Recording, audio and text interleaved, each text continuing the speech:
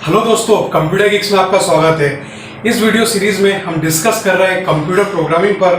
तो दोस्तों, last video में हमने प्रोग्रामिंग को समझा था और एक प्रोग्राम बनाकर देखा था, जिससे हमने सीखा कि कैसे स्टेप बाय स्टेप तरीके से हम कंप्यूटर को कुछ नया काम करना सिखाते हैं। इस वीडियो में हम समझने वाले हैं कुछ और डिटेल्स कंप्यूटर प्रोग्रामिंग के बारे में। तो चलिए शुरू करते हैं।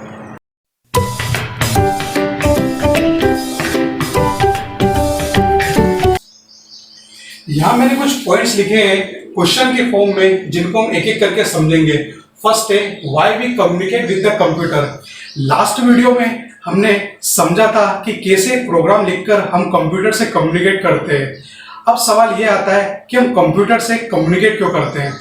इसे समझने के लिए मैं आपसे एक क्वेश्चन करता हूँ, बताइए 4 फैक्टोरियल इक्वल क्या होगा। तो आप इजिली बता दोगे 24। सिंपल कैलकुलेशन है। पर अब मैं आपसे पूछता हूं 120 फैक्टोरियल इक्वल्स टू क्या होगा, तो कोई नहीं बता पाएगा, क्योंकि ये थोड़ा कॉम्प्लेक्स ऑपरेशन है, इसलिए आप तुरंत नहीं बता सकते। पर मैं आपको थोड़ा टाइम दूंगा तो आप कैलकुलेट करके इसका आंसर बता दोगे। लेकिन इस कॉम्प्लेक्स ऑपरेशन को मैन्युअली परफॉर्म करने की जगह अच्छा होगा कि हम किसी इलेक्ट्रॉनिक डिवाइस से इंटरेक्ट करें। एग्जाम्पल के लिए कैलकुलेटर, जिसमें मैं जो भी नंबर इनपुट करता हूँ फ्रैक्शन ऑफ सेकेंड के अंदर मुझे उसका आउटपुट मिल जाता है।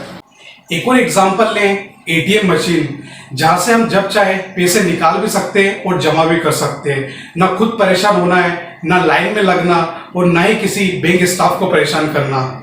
अब आप समझिए, वो सारे एरियाज जहाँ इंसान का बहुत सारा समय और पैसा बर्बाद होता था, वो सारे काम हम धीरे धीरे कंप्यूटर को करना सिखा रहे हैं।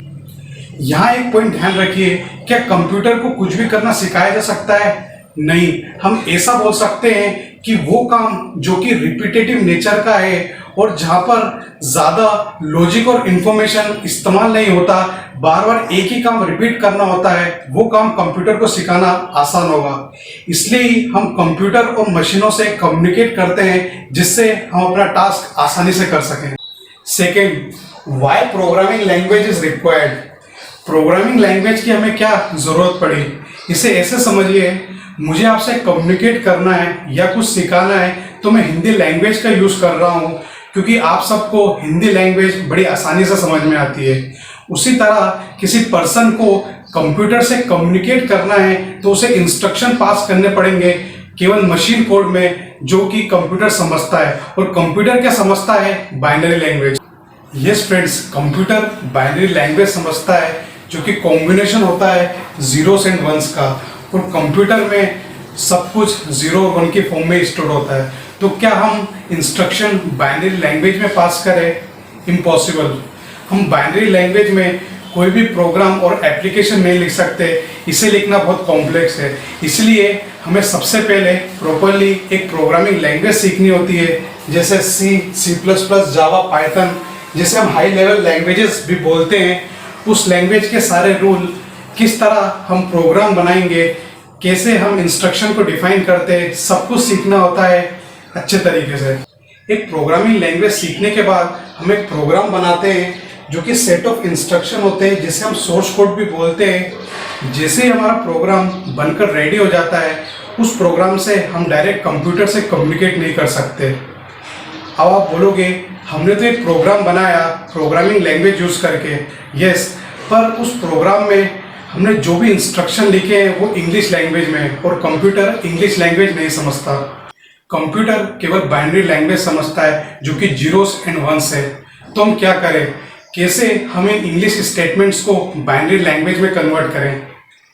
इसके लिए हमारे पास ऑलरेडी एक प्रोग्राम है जिसका नाम है कंपाइलर, जो कि एक प्री डिफाइंड प्रोग्राम है, जिसका काम है लिखे हुए प्रोग्राम के इंस्ट्रक्शन को बाइनरी लैंग्वेज में कन्वर्ट करना।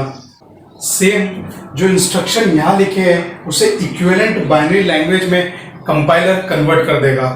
अब मशीन कोड रेडी है और ये ऐसा इनपुट कंप्यूटर में पास होगा, और फिर कंप्यूटर इस इनपुट को प्रोसेस करके आउटपुट दे देगा। सो ये ओवरऑल एक प्रोसेस है कंप्यूटर से कम्युनिकेट करने का।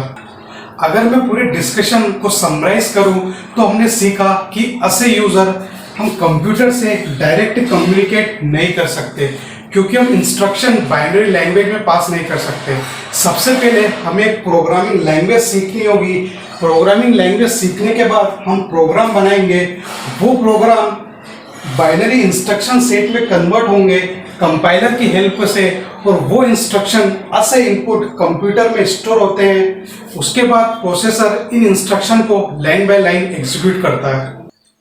एग्जीक्यूशन खत्म होने के बाद हमें रिजल्ट में जो भी बाइनरी डेटा मिलता है उसे फिर कंपाइलर प्रोसेस करके रिटर्न बैक कर देता है हाई लेवल में, और वो हमें आउटपुट में शो हो जाता है। और क्यों हम कंप्यूटर से कम्युनिकेट कर रहे हैं? जो भी हमारे कॉम्प्लेक्स ऑपरेशन है और टास्क है उन्हें आसान तरीके से करने के लिए। सो फ्रेंड्स, इस वीडियो में बस इतना ही। मिलते हैं नेक्स्ट वीडियो में और डिस्कशन को कंटिन्यू रखेंगे और समझेंगे कि कंप्यूटर में 0-1 की क्या सिग्निफिकेंस है, कैसे ये मेमोरी में स्टोर होते हैं और कंप्यूटर क्यों 0-1 को ही समझता है। तब तक बने रहिए कंप्यूटर किक्स के साथ। Thank you.